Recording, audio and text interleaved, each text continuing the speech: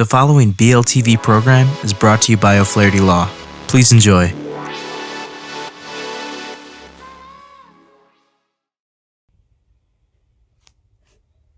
Hi, I'm Chelsea Janreth, an Illinois family law attorney. In this video, I will be walking you through how to fill out a petition for order of protection. This form is from the Illinois court's website, and what you fill out may look slightly different depending on where you receive it from, but it should contain about the same basic information.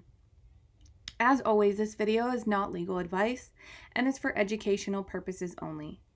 You may file an order of protection if you have been abused by a family or a household member, caregiver, a current or ex-partner or spouse, or someone who is the other parent of your child, or if you are filing on behalf of any person who has been abused but is unable to file on their own. Anyone who lives or works in your house, your minor children, even if they don't live with you, high-risk adults with disabilities, and your animals may also be protected by an order of protection. If you are requesting an emergency order of protection, you will want to file that proposed emergency order along with the petition for order of protection. Because of the risk of harm, an emergency order gets you an immediate hearing after filing the petition and lasts for 14 to 21 days. Additionally, you will want to file an order of protection plenary order and a summons. After filing, if you are using the sheriff for service on the respondent, you will want to fill out a letter to the sheriff. All of these forms can be found on Illinois court's website. When you file the petition, you may want to ask the circuit clerk if you need to fill out any other forms, just to be sure. File your forms with the clerk of the circuit court in the county where you live, where respondent lives, where the abuse occurred, or where you are staying to avoid abuse. So you will want to fill that in here. I'll select Adams County just as an example. Then you will want to select whether this order of protection is a civil proceeding, meaning there are no criminal charges pending, or if there is a criminal proceeding and you have pressed charges, select the criminal proceeding. Next, you will want to fill out your name as the petitioner, and then the respondent will be the person that you are filing this petition against. Next, you will want to check all of the boxes for all of the people you want to include in this order. So yourself, if you're included, your minor children with the respondent, any minor children that are not related to the respondent, a dependent adult, a high-risk adult, or any other household members. You will want to add their names in these blanks here under each one accordingly. Next, you will want to fill in the case number, but you will have to wait until the circuit clerk gives that to you when you file this petition. Then you will want to select whether you are an independent, juvenile, there's another civil proceeding, or criminal, if this is related to any of these type of cases. If it's independent, that just means you're filing this not in conjunction with another case. There's a note here that just states if you're completing this form for a minor child, a dependent adult, or high-risk adult, you'll enter the rest of the information needed below as if you were that person, and then later it will ask if someone filled this out for someone else, so we will get to that. So you want to check either or both boxes for the type of order you want. If you're seeking an emergency order of protection, be sure to attach that with this petition when you file, and a plenary order of protection if you are also filing that. Information, you will enter the address and email where you want to receive court notices. If you do not want the respondent to know where you live, enter a different address where you can receive mail. If you do not want respondent to know your email, enter a different email where you can get notices. If you do not have another email, you can just leave this blank. So if you don't want respondent to know your address, select this box and then fill in the other address. And then if the respondent knows your address, select this and then put your address and email if you'd like. Moving on to page 2. If you have a case number, fill that in here. Then you will be entering respondent's information. If you do not know respondent's date of birth or respondent's home or work address, just write "do not know" on these lines. In section 3, check all of the boxes that describe your relationship to respondent, whether you are boyfriend, girlfriend, dating, ex, a spouse, ex-spouse, if you have children with the respondent but you were never married to the respondent, you're sharing or shared a home, if you are the child to the respondent, if you're a parent of the respondent, brother, sister, sibling, other family member, etc. So just choose the ones that apply to you. In sections 4 and 5, fill those out the best you can. If you check yes, but do not know some of the information asked, then just write "do not know." If you need more room, you will select this box and this box, and you can find this additional form on the Illinois Court's website. So in 4, you will want to answer whether there has been another order of protection entered against respondent involving yourself if you're the petitioner, or whoever the petitioner is. So if you're filing for a minor child or disabled adult, if there was another protection order prior to this one, click yes. If not, no. If you're not sure, click don't know. If yes, enter that information here, the name of the people involved, state and county, and the year. Section 5, you will want to write if there is now or has ever been another court case with respondent involving the petitioner. If yes, click yes and enter the information here. If no or do not know, select one of those boxes. In section 6, you'll want to check all that apply to you. This is asking why you're filing in the county that you're filing, whether the petitioner lives there, respondent lives there, the abuse happened there, or the petitioner fled to avoid abuse. To that county, sorry. Moving on to page 3.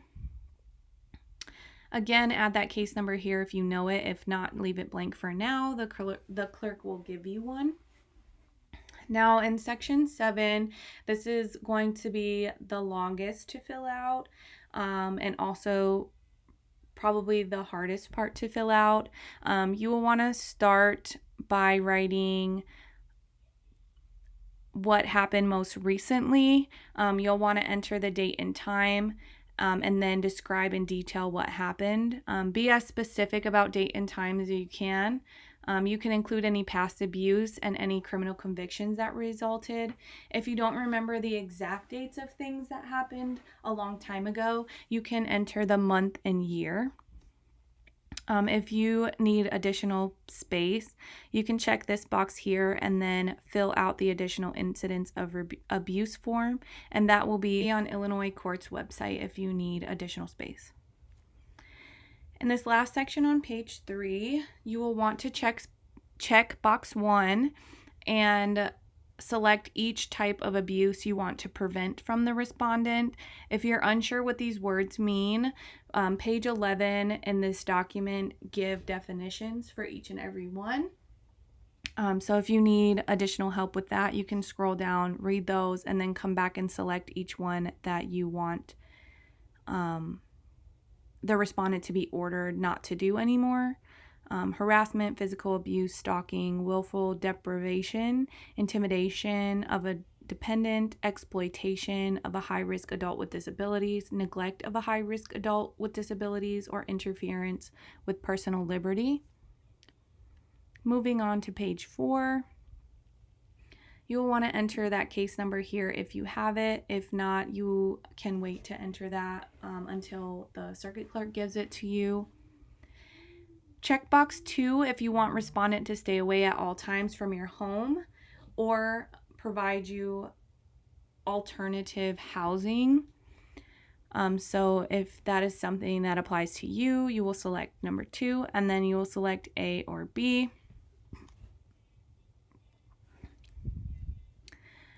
A says petitioner will be granted exclusive possession of the residence, and respondent will be ordered to stay away. So you will select that box and enter your residence, or if you don't want to disclose your address, select this and then select the reason why you do not want to share that information. Or you can select B, and the respondent will be ordered to provide and stay away from the alternative housing for petitioner to live in. This is only available, though, after an actual notice to respondent and hearing with a judge.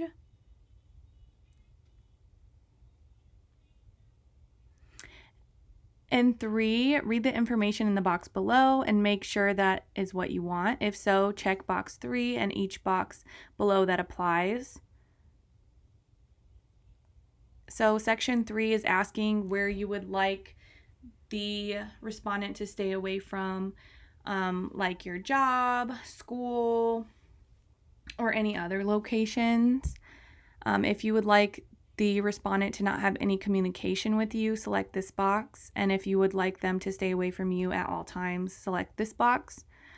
If you want the respondent to be ordered to stay away from your employment or school, kindergarten, or daycare, select this box and then select which ones apply to you. If you don't want to give the location here, just select this box and then select this and fill out the confidential name and location of the school.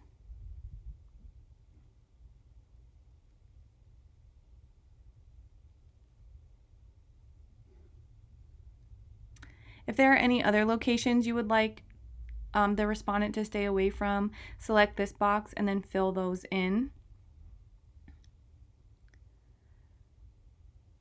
B, you will select if you and respondent attend the same school, or petitioner and respondent attend the same school. Select this and the school name, and then select which option applies to you, whether you would like the respondent to be ordered not to attend the same school, if you're accepting a change of placement or program, not to be present in certain parts of the school, and then describe those parts of the school you would like the respondent to stay away from. And C, if the respondent is a minor, include the name of respondent's parents or guardian if you know it. Check box 4 if you want respondent to get evaluation and treatment, and all the boxes under it that apply to your case.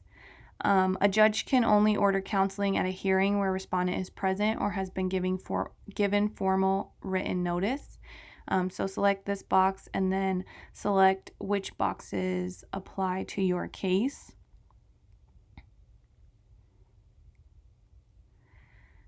Fill out section 5 only if you have children younger than 18 with the respondent.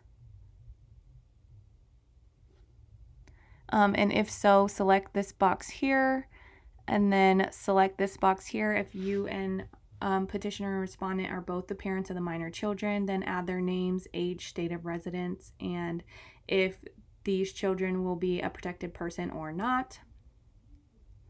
In 5B, check the boxes that apply to your children with the respondent. Select whether the parents are not married and parentage has not been established, whether parentage has been established because either the children of the parties were born before or during the marriage of the parties. The parties were not married, but parentage has been established by one or more of the following: whether both parties signed a voluntary acknowledgement of paternity, or there was a court order, or another way here. In C, you will want to check the box for the person who takes care of the children most of the time. If the primary caretaker of the children is someone other than you or respondent, check the box for other person and enter that person's name and address.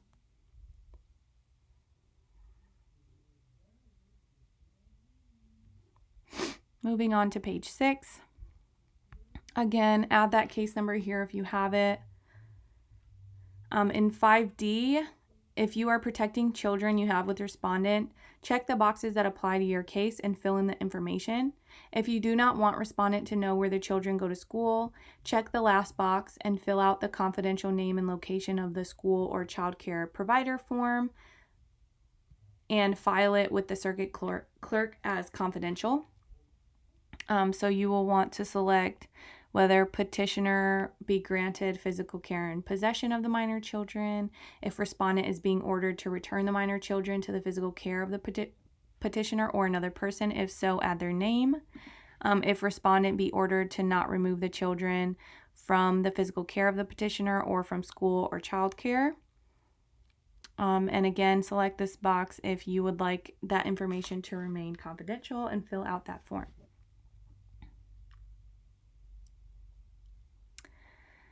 Fill out sections 6 and 7 only if you have children younger than 18 with the Respondent. Again, you will want to, if you want significant decision-making responsibility, formerly known as custody, you will select these boxes here. Again, this is only available after actual notice to the Respondent or a hearing with the judge. Section 7 is asking about the Respondent's parenting time. This was formerly known as visitation. So you will check A, B, C, or D, whether granting parenting time for Respondent without restrictions.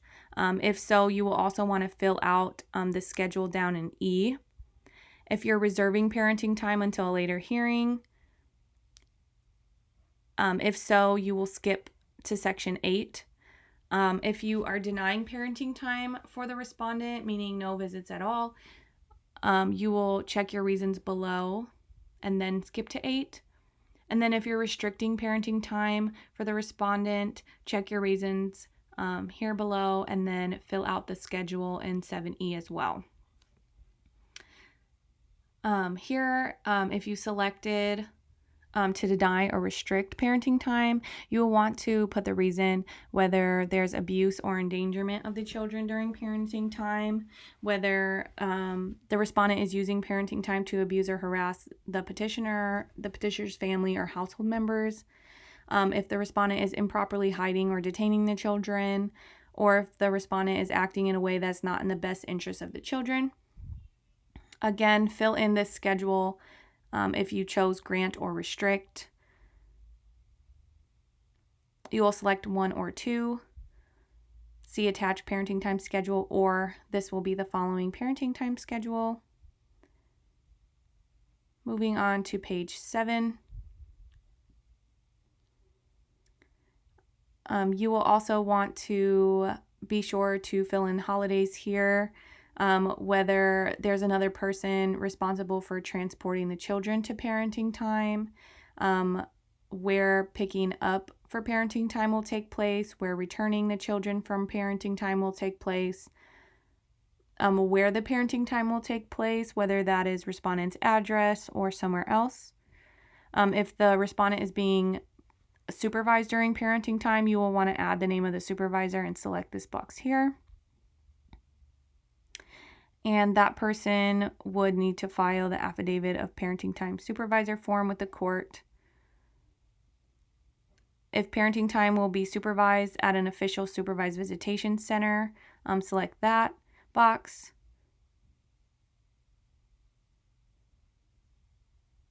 And then select this last box if Respondent is to return the children to the petitioner or the person designated by petitioner immediately at the end of parenting time.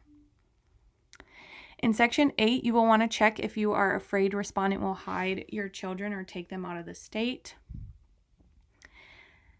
In 9, you will check if Respondent has your children and you want them to be back with you. You will check all that apply.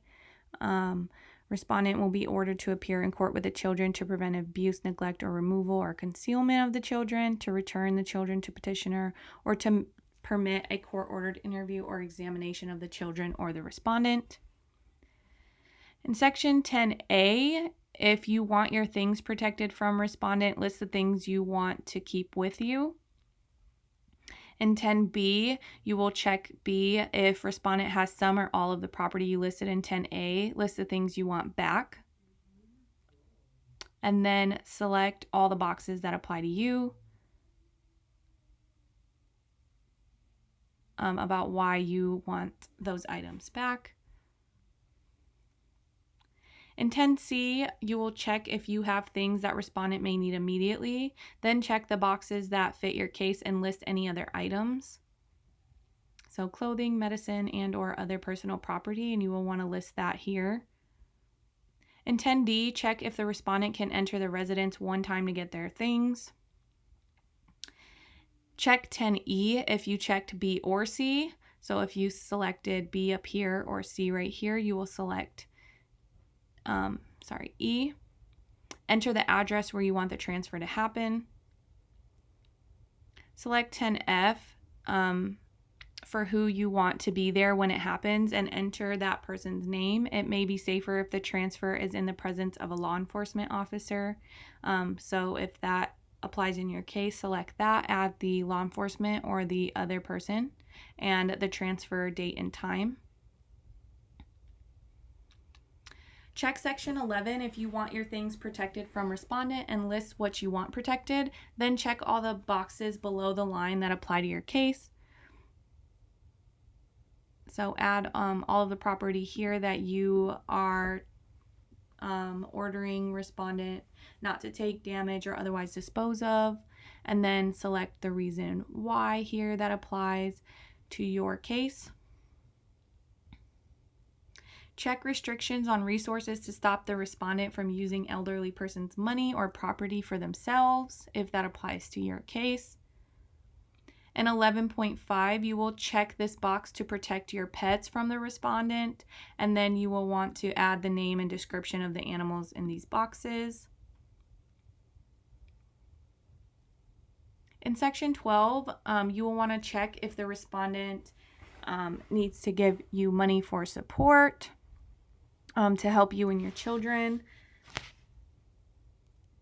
So if you want temporary child support or temporary maintenance, if you and the respondent are married, this is only available after actual notice to the respondent or a hearing with the judge. In section 13, check all the boxes that apply to your case. If you know, enter the amount of the cost in the blank. If you're not sure, you can estimate. Bring receipts, including proof of payment and estimates of repairs to the court if you have them. So this is asking for payment for losses because of abuse, any medical expenses, lost earnings, repair for damages of property, moving expenses, etc. Section 14 is no entry or presence under the influence. Select this box if the respondent is allowed at the petitioner's residence but cannot stay there while under the influence of drugs or alcohol. And 14.5 is asking about firearms. Check if you want to ask for guns to be taken away from the respondent. If the respondent is a current intimate partner of the petitioner, represents a threat to the physical safety of the petitioner or petitioner's child, and then check all of the boxes that fit your case here. The court will only take firearms again after actual notice and or a hearing from the judge. So select this box if you're intimate partners, history of violence, history of possession of firearms, etc.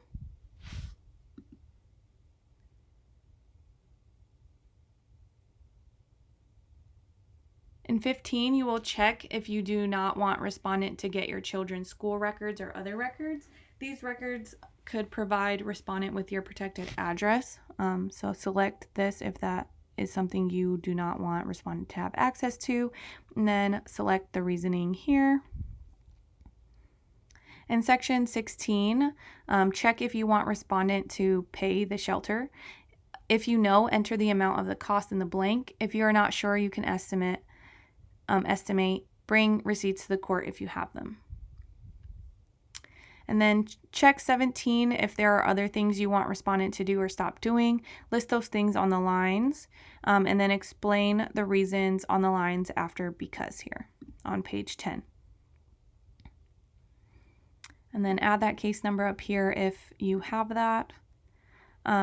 Section 18, you'll check if you are on Respondent's cell phone plan and you want to separate your account. Enter the provider name and telephone numbers. So I'll enter that information, select this here. And then lastly, signing this form indicates that you're not making any false statements on this form. Knowingly making a false statement is perjury and a Class 3 felony. So if all of the information on this form is true to the best of your knowledge, sign your name here, print your name.